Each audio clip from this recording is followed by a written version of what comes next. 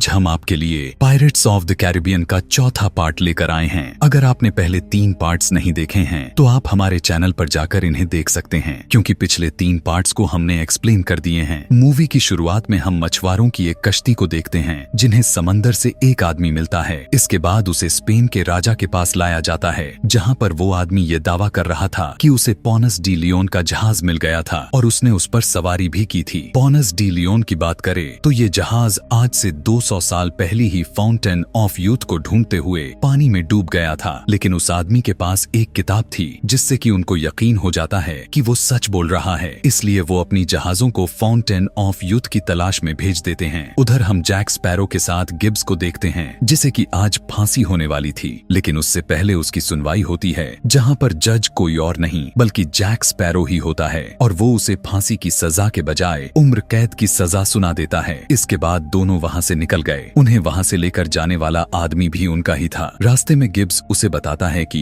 एक बहरूपिया Jack sparrow सफर पर जाने के लिए लोग ढूंढ रहा है। फिर जैक स्पैरो गिब्स को ये भी बताता है कि वो फाउंटेन ऑफ यूथ को ढूंढने के लिए जा रहा है। थोड़ा आगे जाने के बाद वो रुक जाते हैं। जैसे ही वो दोनों नीचे उतरे, लंदन के सिपाही उनका इंतजार कर रहे थे। वो सीधा जैक स्पैरो को वहाँ से इंग्लैंड के राजा के पास ले जाते हैं। दरअसल इंग्लैंड के राजा ने जैक स्पैरो को इसलिए बुलाया है ताकि वो फाउंटेन ऑफ यूथ को ढूंढना चाहता था, क्योंकि उसे पता चल गया था कि स्पेन के राजा ने भी उसे ढूंढने के लिए जहाज भेज दी है और इंग्लैंड का राजा स्पेन के वहाँ पर पहुँचने से पहले उस जगह को ढूंढना चाहता है। ये सुनकर जैक स्पैरो कहता है कि इसके लिए मुझे एक जहाज और कुछ लोग चाहिए। ये सुनकर राजा कहता है कि तुम्हें कप्तान भी चाहिए और वो बरबोसा को वहाँ पर बुला लेता है। बरबोसा के आते ही जैक स्पैरो उससे पूछता है कि आखिर ब्लैक पर्ल जहाज कहाँ पर है। बरबोसा बताता है कि वो तो एक हमले के दौरान डूब गई जिसमें मेरा एक पैर भी चला गया। ये सुनकर जैक स्पैरो को बहुत ही गुस्सा आ जाता है। अब क्योंकि जैक स्पैरो बरबोसा के साथ नहीं जाना चाहता था, इसलिए वो वहाँ से भाग गया। उसे पकड़ने के लिए कुछ सिपाही भी उसका पीछा करने लगते हैं, लेकिन वो सबको चकमा दे देता है। लेकिन तभी पीछे से एक सिपाही आकर उस पर गोली चलाने ही वाला था कि तभी किसी ने उस सिपाही को शूट कर दिया। दरअसल वो कोई और नहीं बल्कि जैक स्पैरो का बाप था। वो जैक स्पैरो से पूछता है कि क्या तुम फाउंटेन ऑफ यूथ जा रहे हो, क्योंकि लंदन में एक अफवाह उड़ रही है। जैक स्पैरो कहता है कि हाँ, मैं जा तो रहा हूँ, लेकिन कोई यहाँ पर मेरा बहरूपिया है, वो भी वहीं पर जाना चाहता है। तभी जैक स्पैरो के डैड उसे बताते हैं कि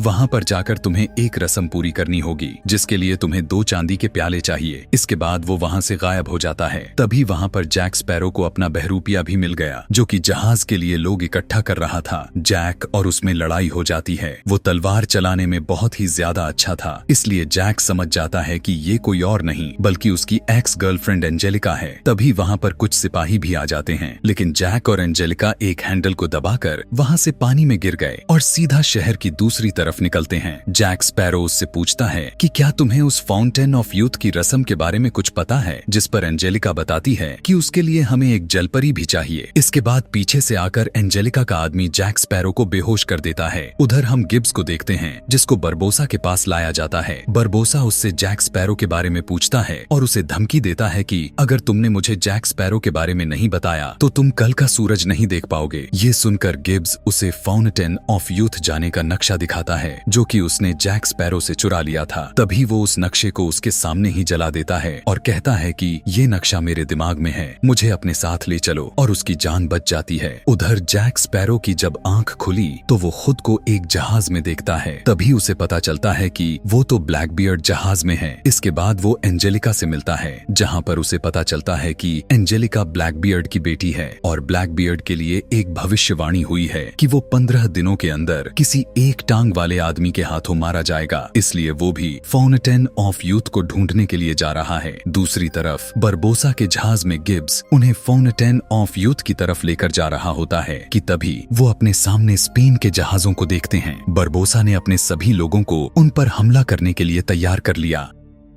लेकिन वो स्पेन वाले इन पर बिल्कुल भी ध्यान नहीं देते, क्योंकि वो इनसे लड़ने में अपना समय बर्बाद नहीं करना चाहते थे। ये देखकर बरबोसा भी अपने जहाजियों को जहाज तेज चलाने के लिए कहता है। उधर ब्लैकबियर्ड जहाज में जैक स्पैरो वहाँ पर काम करने वालों से ब्लैकबियर्ड के बारे में पूछता है, जिस पर वो बताते हैं कि उन्होंने कभी उसे देखा ही नहीं, क्योंकि वो अपने कमरे से बाहर नहीं निकलता। इसी बात का फायदा उठाकर वो सभी लोगों को उसके खिलाफ भड़का देता है ताकि वो इस जहाज पर कब्जा कर सके। वो सभी लोग बाहर बाहर जाकर ब्लैकबियर्ड के लोगों के साथ लड़ना शुरू कर देते हैं और उन्होंने उस जहाज के लोगों को बांधकर बहुत हद तक जहाज पर अपना कब्जा भी जमा लिया। तभी अपने कमरे से बाहर निकलकर ब्लैकबियर्ड भी आ गया। वो अपने जादू से उन सभी को रस्सियों की मदद से बांध देता है। ब्लैकबियर्ड जैक स्पैरो को मारने ही वाला था कि तभी एंजेलिका उसे रोक लेती है और कहती है कि ये हमारे काम आ सकता है। रात में हम जैक स्पैरो को ब्लैकबियर्ड के कमरे में देखते हैं, जहाँ पर जैक स्पैरो उसे कहता है कि तुम्हारा सर तुम्हारे शरीर से 3 बार अलग हो चुका है, लेकिन फिर भी तुम जिंदा हो गए। लेकिन आज मुझे तुम्हारी आंखों में डर साफ साफ नजर आ रहा है। तभी वो ब्लैकबियर्ड को बताता है कि एंजेलिका तुम्हारी बेटी नहीं है। वो उसके सामने एंजेलिका की बहुत बुराई करता है, लेकिन ब्लैकबियर्ड इस बात को सच नहीं मानता। तभी वो कपड़े से एक नकली जैक स्पैरो बना लेता है और उसके अंदर जैक स्पैरो की जान को डाल देता है, ताकि अगर जैक स्पैरो कोई भी चालाकी करे तो वो उस नकली जैक स्पैरो को नुकसान पहुंचाकर उसे मार सके। रात में जैक स्पैरो फिर से एंजेलिका से उस रस्म के बारे में जानकारी लेने की कोशिश कर रहा था। वो एंजेलिका को कहता है कि अब ब्लैकबियर्ड का समय खत्म हो रहा है, इसलिए हम दोनों उस फाउंटेन ऑफ यूथ का पानी पी सकते हैं। जिस पर एंजेलिका उसे बताती है कि वहाँ पर तुम्हें 2 पॉन्स डी लियोन के चांदी के प्याले, जलपरी के आंसू और फाउंटेन ऑफ यूथ का पानी, इससे हम किसी भी इंसान के जिंदगी के साल चुरा सकते हैं, यानी कि उन्हें अपनी उम्र को बढ़ाने के लिए किसी और की जान की कुर्बानी देनी होगी। इसके बाद एंजेलिका जैक स्पैरो को जहाज के उस कोने में ले जाती हैं, जहां पर ब्लैकबियर्ड ने काफी सारी समुद्री जहाजों को अपनी कैद में लिया हुआ था, जिसके अंदर जैक स्पैरो की ब्लैक पर्ल जहाज भी होती है। एंजेलिका उसे कहती है कि तुम मेरी मदद करो, मैं तुम्हें इसके बदले में तुम्हारी मनपसंद जहाज तुम्हें दे दूंगी। इसी वक्त एंजेलिका उसे ये भी बता देती है कि वो सच में ब्लैकबियर्ड की बेटी है और वो वहाँ पर अपने पिता और अपनी उम्र को बढ़ाने के लिए जा रही है। इसके बाद वो सभी एक व्हाइट कैप वे नाम की जगह पर जलपरियों को ढूंढने के लिए रुक जाते हैं, क्योंकि यही वो जगह है जहाँ पर जलपरियां रहती हैं। ब्लैकबियर्ड वहाँ के लाइट हाउस में जाकर एक कश्ती की तरफ उसकी रोशनी कर देता है, क्योंकि वो जलपरियां रोशनी की तरफ खींची चली आती है और उनके चारे के लिए उसने उस कश्ती में कुछ लोग भी बैठा दिए थे। थोड़ी देर बाद वहाँ पर काफी सारी जलपरियां भी आ जाती हैं, लेकिन ये कोई मामूली जलपरियां नहीं होती, बल्कि ये जलपरियां तो इंसानों का मांस खाती हैं और वो एक एक करके उस कश्ती में बैठे सभी लोगों को अपने साथ पानी में ले जाने लगती हैं। वो उन जलपरियों को अपने जाल में फंसाने की कोशिश करते हैं, लेकिन एक भी जलपरी वहाँ उनके जाल में नहीं फंसती और बाकी के बचे हुए लोगों को भी अपने साथ ले जाने लगती हैं।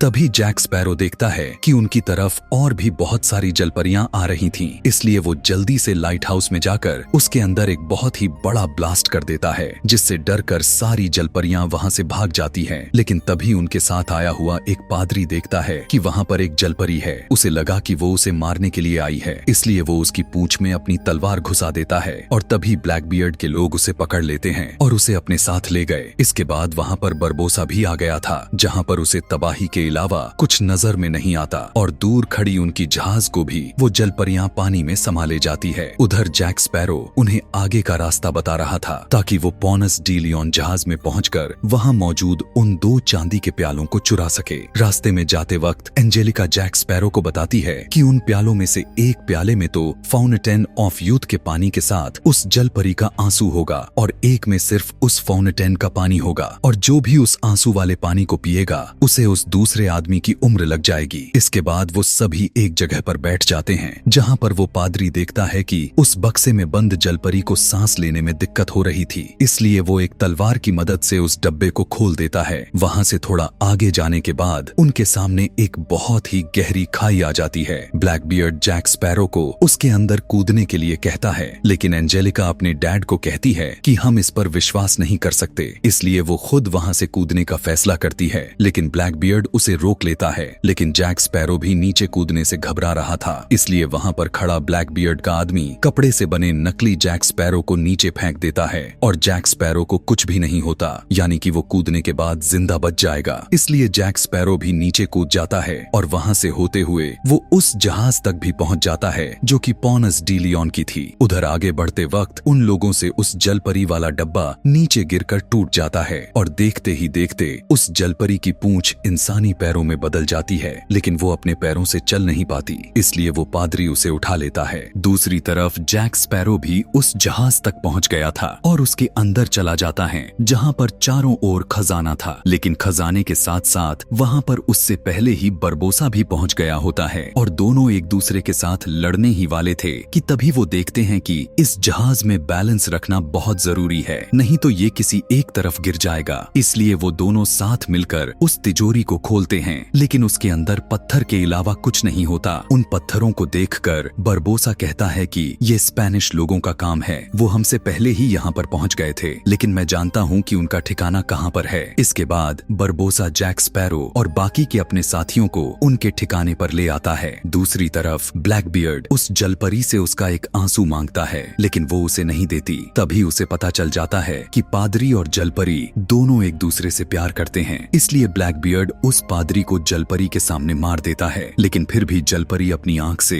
एक भी आंसू को निकालने नहीं देती और इसके बाद पादरी को कहीं फेंक दिया जाता है। उधर जैक स्पैरो और बरबोसा दोनों उन प्यालों को बहुत ही चालाकी से चुरा लेते हैं, लेकिन उन्हें स्पेन के सिपाही चारों तरफ से घेर लेते हैं। वो पादरी भी अभी जिंदा था और उस जलपरी को बचाने के लिए आ जाता है। ये देखकर उस जलपरी की आंखों से आंसू आ गए और मौका देखकर ब्लैकबियर्ड उस आंसू को ले लेता है। दूसरी तरफ जैक स्पैरो और बरबोसा दोनों को बांध दिया गया था। तभी जैक स्पैरो को पता चलता है कि बरबोसा यहाँ पर उन प्यालों को नहीं बल्कि ब्लैकबियर्ड को मारने के लिए आया था, क्योंकि उसकी ही वजह से उसकी एक टांग चली गई थी। इसके बाद जैक स्पैरो वहाँ से भागने लगता है और सिपाही भी उन्हें देख लेते हैं और उसका पीछा करने लगते हैं। उधर बरबोसा को भी उसी के एक आदमी ने आजाद कर दिया था और जैक स्पैरो भी उन सिपाहियों से बचकर वहाँ से भाग आता है और उसके पास वो प्याले भी थे। इसके बाद जैक स्पैरो ब्लैकबियर्ड के पास चला गया। वहाँ पर जाते ही वो उससे सौदा करता है कि अगर तुम मुझे मेरा वो कंपास वापस दोगे तभी मैं तुम्हें आगे लेकर जाऊंगा। ब्लैकबियर्ड उसे उसका कंपास दे देता है और जैक स्पैरो उस कंपास को गिब्स को देखकर वहाँ से भेज देता है। इसके बाद जैक स्पैरो उनको एक गुफा में ले आया, जहाँ पर उन्हें वो फाउंटेन ऑफ यूथ मिलेगा। थोड़ी देर तक तो उन्हें वहाँ पर कुछ भी नहीं मिलता। ये देखकर ब्लैकबियर्ड को लगता है कि जैक स्पैरो उन्हें पागल बना रहा है, लेकिन जैसे ही जैक स्पैरो ने उन प्यालों पर लिखे कुछ नामों को पढ़ा, उसी वक्त उस गुफा की छत और जमीन पर पानी इकट्ठा होने लगता है और तभी एक परिंदा उस छत के अंदर चला गया। उसे देखकर जैक स्पैरो ने जैसे ही उस छत को अपनी तलवार से छुआ, वो भी ऊपर चला जाता है और वो जगह कुछ और नहीं बल्कि फाउंटेन ऑफ यूथ ही थी। उसके पीछे पीछे बाकी के लोग भी वहाँ पर आ जाते हैं। थोड़ी देर बाद वहाँ पर बरबोसा और उसके साथी भी आ गए और उन्हें कोई और नहीं बल्कि गिब्स ही जैक स्पैरो के उस कंपास की मदद से लाया था। बरबोसा अपने जानी दुश्मन ब्लैकबियर्ड को मारने के लिए अपनी तलवार निकाल लेता है और सभी एक दूसरे के साथ भीड़ जाते हैं। वो सभी लड़ ही रहे थे कि वहाँ पर तीसरी पार्टी स्पेन के सिपाही भी आ जाते हैं। उन्हें देखकर जैक अपने हाथ वाले प्याले को एंजेलिका को दे देता है और स्पेन के उन सिपाहियों का कप्तान एंजेलिका से उन प्यालों को लेकर दूर फेंक देता है और कहता है कि इंसान की उम्र सिर्फ भगवान की देन है, इससे हमें छेड़छाड़ नहीं करनी चाहिए। और इतना कहने के बाद वो अपने सिपाहियों को ऑर्डर देता है कि वो इस सारी जगह को तबाह कर दे। उधर बरबोसा चालाकी से ब्लैकबियर्ड के अंदर अपनी तलवार घुसा देता है।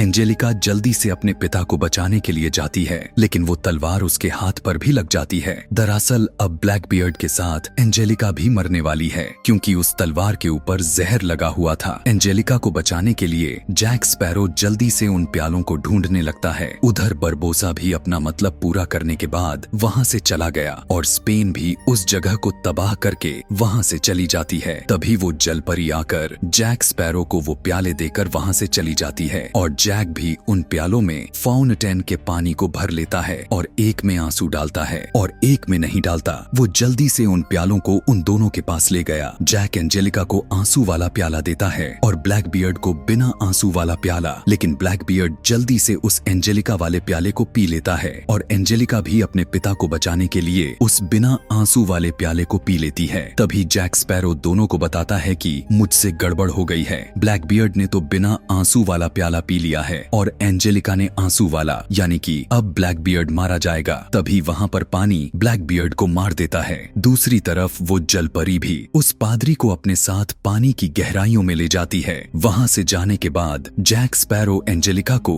एक टापू पर छोड़ देता है और दूसरी तरफ बरबोसा अब ब्लैकबियर्ड की जहाज का कप्तान बन गया है। इसके बाद जैक जैक स्पैरो अपने साथी गिब्स के पास जाता है, जो कि ब्लैकबियर्ड की जहाज से ब्लैक पर्ल और बाकी की बची जहाज भी ले आया था, लेकिन उन्हें ये नहीं पता था कि आखिर ब्लैक पर्ल को इस बोतल से बाहर कैसे निकालना है। इसी के साथ ये मूवी यहीं पर खत्म हो जाती है। इस कहानी के 5वें भाग को देखने के लिए कमेंट में पार्ट 5 लिखना ना भूलें। Thanks for watching.